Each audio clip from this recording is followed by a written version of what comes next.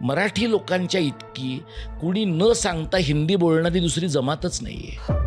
आपण हिंदी सिनेमे अत्यंतिक प्रेमाने पाहतो.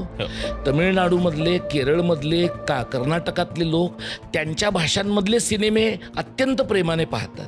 आपल्या लोकांना जर चॉईस दिला तर मराठी सिनेमा आणि हिंदी सिनेमा यात उड्या मारून आपले लोक हिंदी सिनेमे पाहताना दिसतील.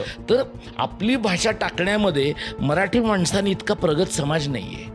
तर हे जे लोक आहेत ह्यांचा हिंदीवर रागच नाही आहे. यांचा मराठी लोकांचा प्रॉब्लेम असा आहे की हिंदी तुम्ही जाणीवपूर्वक आमच्यावर लादताय. हा जो राग आहे हा राग खूप वर्षांनी मराठी समाजातनं व्यक्त झाला आहे. म्हणजे यावेळचं वैशिष्ट्य जर काही असेल तर कधी नव्हे तो मराठी समाजाला एकत्रित राग आला आहे. आतापर्यंत जे टिळक रानड्यांच्या निधनानंतर जे म्हणाले होते की महाराष्ट्र थंड गोळ्यासारखा पडलेला होता, तर तो थंड गोळ्यासारखा पडलेला महाराष्ट्र कधी नव्हे तो जागा झाला. म्हणून सगळ्या गायपट्ट्यातल्या लोकांना वाटतं की अरे हे एवढे शरणागत लोक कधी तोंडच उघडत नव्हते, यांच्यात ही हिंमत आली कुठून. त्यामुळे हा राग कशाचा आहे?